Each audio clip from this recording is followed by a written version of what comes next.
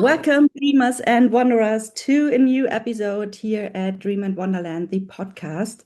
I have a wonderful guest today here, Terri Tonkin from Brisbane, Australia. She is an international best-selling author, ghostwriter, and life coach. And yeah, we met together in one of our book collaborations, The Power Within, which you can see here.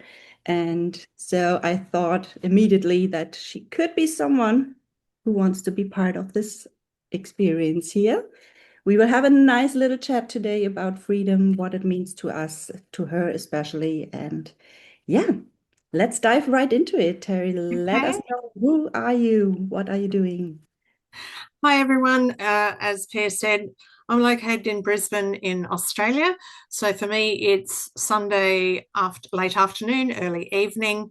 Time zones are wonderful across this beautiful place that we live. But I'm an author and I'm a ghostwriter and a life coach. And my authoring journey started about 8 years ago, just over 8 years ago, when I had always had a dream as a child to write a book. It wasn't until I was 60 and that came to fruition. So there are a number of reasons as to why I didn't, but the main reason why I did end up writing it was my mum had been placed in care and she was suffering from dementia, and I wanted her to be able to read it before things got too bad. So I actually rang my mentor and I said, "It's time for me to write that book." And she said, "Why now?" And I said, "I've run out of excuses as to why not." So I understand if anybody has a dream to write a book, I truly understand all the reasons, the excuses, the challenge, the obstacles. There's a long list. So I wrote my first book in 2018. I was invited into another collaborative book in 2019, a couple more in 20, and a couple more in 21. And at that time, I thought, this is what I love to do. I love to write. And in 2021, I actually attended a training for ghostwriters. And I thought, oh, I really love this. This is what I could do. And I signed up to the course. I knew very well there would be a sell in the pitch. But I thought his training would go for about an hour. It was a free training and it went for about 3 hours. And I was hooked. I just loved it. And when I finished doing the training, I thought, yeah, this is something I can do. So I put it out to the universe. And that was in the September. And on the 1st of November, I signed up my first ghostwriting client. So, Mhm. and then it's gone from there. I've worked with authors here in Australia. I've worked with authors in various places in the United States. I've had conversations with a lot of people um, curious about what I do. But it's, I think, through those collaborative books too, I've got such a large network now.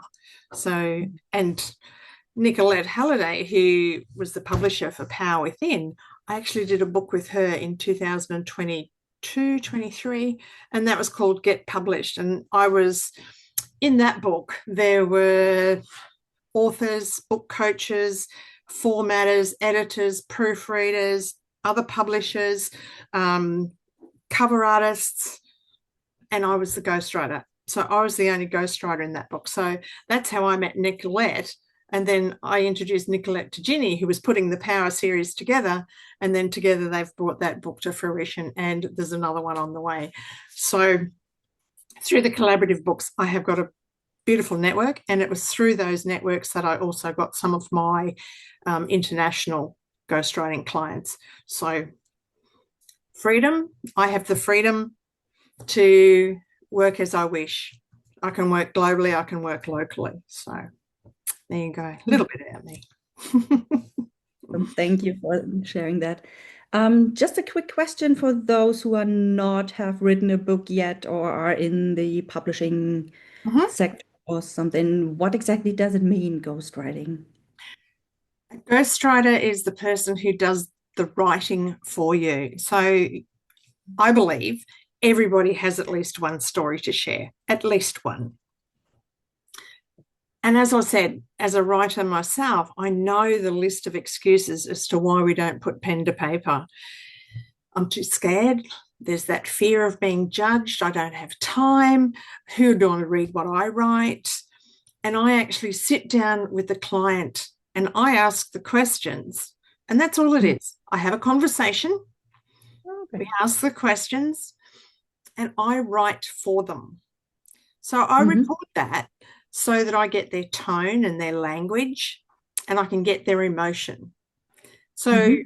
they tell me their story, I write it for them, and then they get to share it. They can publish it, they can keep it for their family, they can do whatever they like. My name is not on there anyway. Whoever my client is, that's the author. Mm-hmm. That's it in a nutshell. Right. Thank you.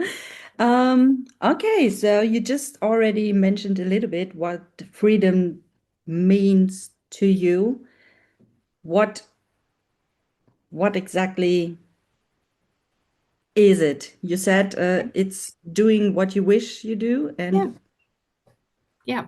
I'm fortunate in that both my husband and I are retired from the Mhm. workforce. Um, I took a redundancy way back in 2015. I started my life coaching business. My mum became my priority when she became unwell. And then she passed at the end of 2019. And in early 2020, my husband was made redundant. And we decided, oh, that's it. I'm not going back to work. He's not going back to work. We'll go and travel. Yeah, well, we all know what happened in 2020. So we cancelled all of those plans, but we renovated the house. Um, we bought a new vehicle. We've since bought a caravan and a new Mhm. car to tow the caravan. He has a motorbike. So I guess also we've got that financial freedom to be able to have choices. Mhm. Doesn't mean that I'm a multimillionaire, but I have enough financial backing behind me to have the freedom of choice. And I Mhm. think that is what it is for me. It's having that freedom of choice, being able to choose how I spend my money, when I spend my money, where I spend my money, and doing the things that we love to do. And we love getting out in the caravan and going for a short trip up the coast or down the coast, wherever it may be. Next year, we're looking at going right across Australia.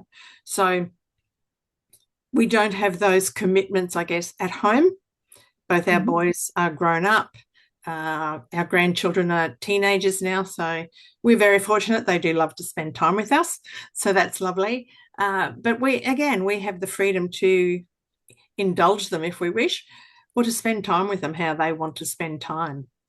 My Mhm. 16-year-old granddaughter loves to go thrift shopping, so the secondhand stores. We call them opportunity shops here, op shops, and she loves doing that. So I did that with her in the school holidays. Mhm. Her brother loves to get on the back of the motorbike. So my husband and him went for motorbike rides. To me, that's freedom, choice. Mhm. Choice. Yeah, I love that. It's yeah, we at least I tend to put things into boxes like financial freedom, location Mm. freedom, whatever, but the freedom of choice, I think, puts it really together because you can choose which part of that freedom do you want to focus on or yeah, Yeah. to live and yeah, I love that. Freedom of Mm. choice. It's a good one. Yeah. You can. So from what you're telling us here is you are pretty close. You actually live that kind of freedom right now. Yeah, we are very fortunate. My husband served in the Defence Forces here in Australia, as did I for a period of time, but he did over 20 years. So he has a military pension coming through. I worked for our federal government for over 10 years, so I have that little pension coming through as well. Plus, we had our own private superannuation. So we are not reliant on the government for income. But with my writing, I it's a service. So there is an investment when you hire a ghostwriter. There is an investment. My husband does a little bit of casual driving. But again, we have that choice to go, yes, I'm available, or Mm-hmm. I'll be available next month, just not this month. So we aren't dependent on those hobby incomes, if you like, to Mm-hmm. be able to use our freedom. So we're pretty Mm-hmm. close. Yeah, we're pretty close. That's awesome. I love that. It's really where I want to be one day as well, where I don't have to work unless I Mm, choose to, for yeah. example, and with everything that comes with it, being bound to an office or waiting for the approval for my line manager, for example.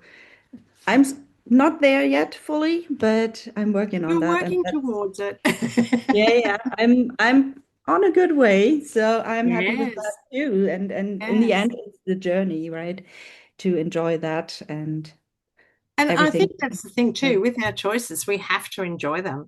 Like yeah. we're retired and I'm in a couple of Facebook groups for retirees. And it blows my mind in that people are bored. And I'm going, Mm. really? How? Like, if I make a choice for the day to go, I'm not going anywhere today, I'm just going to chill at home, then I Yeah. have a book to read. I have movies to watch. I have craft to do. I can come in here and write. There's always something to do. Hmm. So I don't understand boredom. Yeah. But maybe that's a choice. Maybe that's a lifestyle choice. I don't know. But fortunately, I don't. It doesn't come across my radar because if there is nothing planned in my diary, great. I can go for a walk. Yeah. I can watch a movie. I can read a book. Mm. Again, I mean, choices. sometimes I feel bored too, but that is usually because I cannot decide what I want to do right now. Then it's this, oh God, the struggle was I want to do something, but I don't know what. And then it feels like boredom, but actually it's just the lack of me being able to make a decision what I want to do right Yeah, now. yeah. Like I'm not a And gardener at all, but a lot of my friends who are retired, they're like, oh, I can't wait till I retire. Be out in the garden, be out in nature. Well, if that's your thing, go for it. You yeah, know? Yeah, absolutely. and even if you don't have space for a big garden or something, then buy a plant and take care of that That's one. right. That's right. Pot plants, little Yeah. patio gardens or something. But yeah, Yeah. It's all, I think almost everything is a choice. I cannot come up with anything that is not a choice.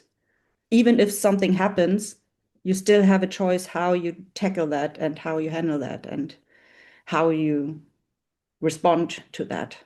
yeah. I'm going in for surgery next week. I've had a knee problem for 6 years, and the doctor's finally decided he's going to operate on it.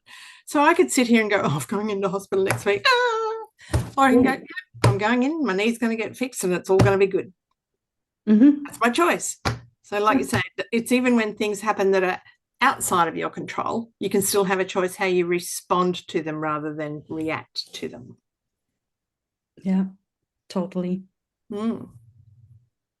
Hey, when thinking about a little bit back into the past, Uh-huh. have you had always the thought that you want to be that you want to have that kind of freedom of choice, or were you kind of a tunnel in that regular career path that most Yeah, look, as I said, my husband did 20 years in the Defence Forces. So I mm, had to change jobs and move mm, around. And I would have loved to have been able to go, oh, just stop the world and let me get off. mhm, We had two boys. We had to support them. We had to provide for them. And there were times when it was really, really tough. And even in my last employment, my last full-time employment, I was actually working for our federal government and in the public service. And I loved my job. I loved my job. However, the environment became quite toxic. Mm. And that was like, I've got to get out of here. I've got to get out of here. I've got to get out of here. And an opportunity came up, and I actually rang our HR and said, "Are you still offering redundancies? Pick me." Mm. Because I thought that's my out. That was my out. And it took them a while, but yes, I was granted that redundancy. However, because the environment was so toxic, it took me nearly 18 months before I really wanted to venture out again. Mhm. And I didn't really want to go back into employment. And that's when I started with the life coaching. But it took me 18 months to want to people again. So Mm. I was desperate for that freedom at that stage because the mental health was just overwhelming because of the past situation. But Mm. I worked through that, and then I went back to study and did my life coaching, which helped a great deal because a lot of that was around the mindset around things and how you respond rather than react, and different tools that I was provided with. So that really helped. So, but after mum passed away, it was just like, no, I'm done. Done. So, yeah, there have been times when it's been really tough, but always, I guess, knowing that we would be okay financially uh, Mm. because we we prepared well, shall I say. So we knew that Mm. it was there. It was just a matter of when. And we were fortunate here in Australia. The government pension age is 67, but because of the way we had prepared, we didn't have to wait for that. So Mm. that was good. Yeah. Awesome. Thank you. So, would you say that that moment of having that redundancy situation was because sometimes I feel like still although I'm doing that for quite a long time now, I catch myself with waiting for something that gave me permission to do something. Mm. Whether it's something that needs to happen or someone who tells me, yes, it's a great idea. Have you ever had such a moment or yeah. Um, I looked at the redundancies as a blessing, mine Mm. and my husband's. He was very, I put my hand up and said, pick me. I'll take the Mhm. redundancy. I'm out of here. When my husband was made redundant, he, he was taken aback. He'd never had trouble at work. He'd always had fantastic reviews and reports. And to him, it felt like I'm no longer good enough. And I Mm. had to say to him, but this is a blessing. This actually gives us the permission to go, I don't want to do this anymore. Mhm. So I guess circumstances do come into play in that. You may not consciously be thinking, I need someone's permission, but you're always, well, what if? What if that? And you're always tossing the balls in the air. But when something like that takes or happens, I guess that's how you respond rather than react. We could have reacted and gone, oh, we've been made redundant. What are we going to do? All of that. But we just responded by going, this is actually a blessing for us. This actually Mhm. gives us the opportunity to go, we don't have to work anymore. If we wish to, we can. If we want to pick up a little casual job, we can. So I guess it did come into play at times. But like I said, you're not consciously thinking that you're waiting for permission. But when something does happen, you go, that's it. I'm gone. Mm. Yeah. It's been handed to me. Take it. Blessing. Mm. Mm. And maybe, just maybe, the universe had bigger plans with you and pushed Absolutely. you out Absolutely. there. I've always said, even when we've been in some tight situations, things happen for a reason. Mhm. And whether that's reason is you're in the wrong place, it's time to get out, or the reason is I need you to do something different, or it could just be there's a lesson in this, take notice, learn from it, don't do it again. So Mhm. everything happens for a reason, good, bad, and otherwise. I think so too. Yes, I totally Mm, agree with that. It's even if you don't realize that at that moment mm, when it's happening, but looking back after a while, then you see those threats that happens yeah, over the time, sure. and suddenly you realize that okay, if that had wouldn't have happened, then you wouldn't be at that stage where you are right now, and I'm it's sort of laughing because you're talking about things. I'm saying things happen for a reason, and you look back. When we were on our cruise recently, Mhm. um, I was getting back on the ship, and the gangway was really steep. And I've had a bad right knee for many, many years. And I sort of stopped and went, oh, how am I going to do this? So I stepped up with my left knee, pulled my right knee up, and my left knee, I hurt my left knee. I stretched it, sprained it, strained it. Nothing has snapped, but everything's been. But because of that, I ended up at my local doctor and saying I need an MRI on it because it's not healing. And from there, everything changed. Boom, boom, boom. The day I was supposed to go and get the results for my MRI, my right knee decided it wanted to join the pain party and it locked out completely.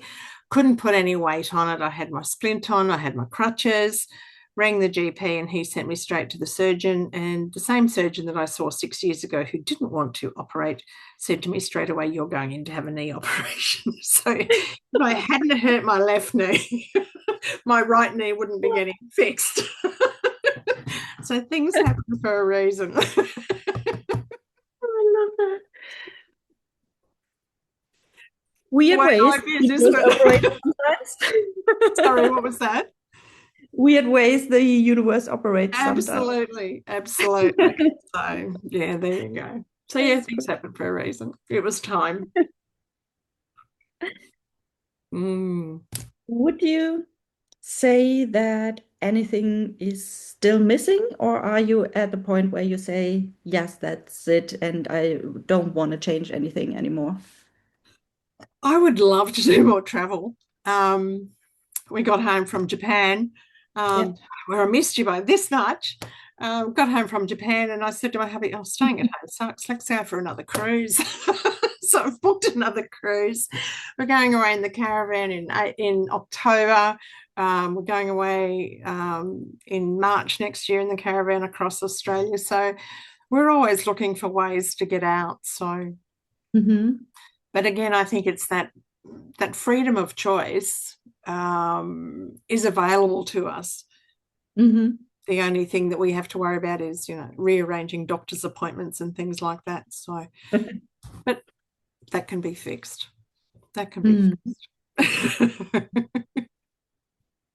And again, it's not only the freedom of travel, but like I said, we have financial freedom, but our lifestyle allows me to write, and that's where my passion is. So um, Mhm. after the next book of the Power series, I have that chapter on earlier this year, a compilation book was launched. I submitted another chapter last week. I've got the Power series coming up. I've got another one.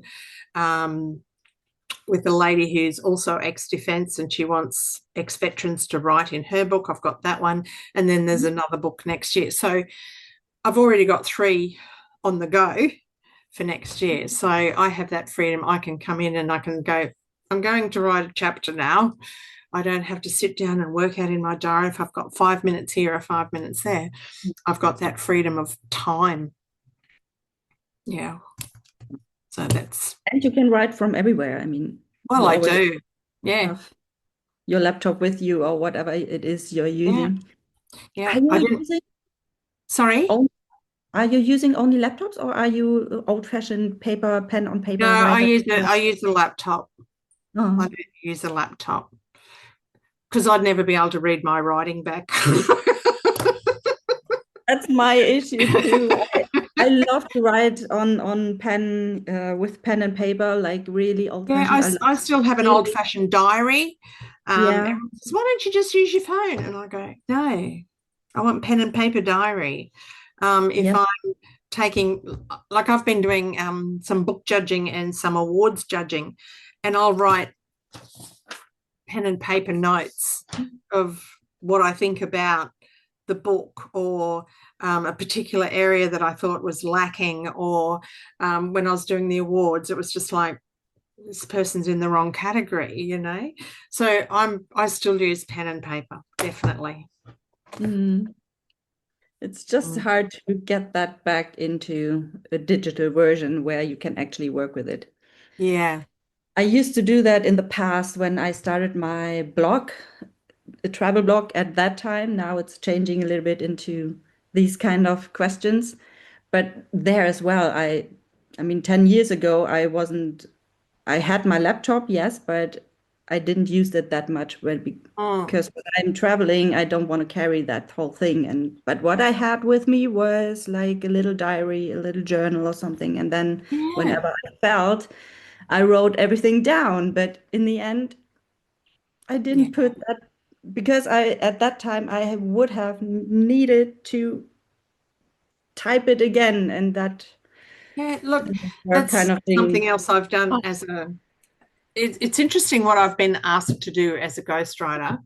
Um, when I first started, everyone said, "Oh, you do copywriting," and I'm like, "No, I'm not a copywriter. I understand the logic and the science and the language, and I'm not a copywriter. Mm, I don't understand why I've got to tell me the same thing 13 times to press the click the button at the bottom. You know, it's just not me. That's not how I yeah. write." The other thing I've been asked to do is, do you do resumes, CVs? Oh, yeah, I can do that. So I've written CVs for people. Um, I wrote a blog for a lady in Oregon, in America. And then I did some work for a lady in Austin who was in the publishing industry, and she had a couple of clients who'd literally just done brain dumps of all their information. And she said, can you sort it and put it all together? Mm. Sure, I can do that. And then she had been unwell, and she started writing a journal basically. And she said, it's all handwritten. Can you type it all up for me? Sure, I can do that. So it's interesting what people get me to do, but I'm writing, so it's all good. Yeah. And you can choose what if you want to do that or not. That's Yeah. And another lady had she was introduced to me by somebody else in a collaboration book, and she wanted to write a book, but she wanted to do it more as a like a workbook, a work guide. And she Mhm. said, oh, I've got all of these Zoom calls recorded. And I went, well, let's use them rather than start from scratch. And she said, oh, okay, that's great. How many are there? I was about 20. I went, okay, still going to be a big job because some of the Zoom calls were 2 hours long. So I had Oh, to read the transcript and pull bits out and work out what was what. And I think I ended up doing like 65 Zoom calls because, oh, wow. now that we've done that, can we do the next program that I've done? And can we do that? And okay, you're paying me. Let's go. So it's interesting what I get to do. So there you go. Again, freedom of At choice. least it doesn't sound as it gets boring or something like No, that. no, and All it's the I love children hearing some and other stuff. people's stories, when they Yeah, come to me to actually write either a chapter or a manuscript. It's yeah, I love hearing their stories. awesome. Mm. Okay, so imagine you fall into a kind of loophole, time loop or something, which brings Mhm. you back to your past when you were younger, like maybe 20 or something. With all the wisdom that you have today, what would it be that you would tell your younger self? Prepare early. Um, if you can start, I'm talking probably more financial freedom, because financial freedom gives you freedom of choice. Mhm. And we were both, as I said, in the military. So we had that sort of system already set up where we were paying into our what we call our superannuation, our retirement fund. But then there were many years when I didn't work and we didn't put any money aside out of my husband's earnings into mine. So I think Mm. if there was anything I could tell myself was just keep that. I'm not saying do risky investments or anything like that, but just putting that little bit away every pay period and just preparing, and don't just set it and forget it. Review it and go, Mhm. okay, is this going where we want it to go? Um, how can we improve that? Is there something else we could be doing? I mean, Mhm. there were some pretty lean years when our children were young. But even if you'd put $5 away, it accumulates and then it rolls over and it grows. So if there was anything I was to say to my younger self, is prepare early, don't set and forget, review it, Mhm. and enjoy life. Awesome. Thank you. So we are coming to an end. Is Mhm. there anything for you coming up that you would like to know the people here who listens, how they can work with you or how Oh, look, if anybody, and like I said, everybody's got at least one story to share, and you know that. You know that we've all got more than one story in us. And I can say that I have two of my own books, and I have been a contributor to 25 compilation books. So there's a lot of stories there. And if you've got that list of excuses as to why it hasn't happened, why you haven't written your story or shared your story, even if you want to write it to share just with your family, it's worth doing. I think the stats are something like, 95% of people say they want to write a book. 40% start, 3% actually, go ahead and write their story, but only 1% publish their story. So I'm probably the person that you need to talk to get that story down on paper. Um, and you can do with it what you want, but get that story and share it, even if it is with your family. I shouldn't say even, for your family, because sometimes it's the legacy that you can leave behind. And yeah, if they want to contact me, connectwithin.com.au or Terri at connectwithin.com.au, and let's have a conversation. Awesome. I will put all the links in the show notes, so no worries about that. But Thank you. I love that. Thank you for this conversation. It was really fun and a lot of insights. So thank you for that. Thank you for being here. Thank you Thank you, for Pam. this time zone struggle all the time. Yeah, when you're on the other side of the world, what's an hour? What's an hour between Well, friends? Yeah. All I'm right. looking forward to working with you again in, The next Power power Series. series. We are Yes, both in there, so yes, we'll be back. The power revealed. Yeah. then See you soon. Have fun. Thank you. Thanks, Enjoy. Pia. Bye bye.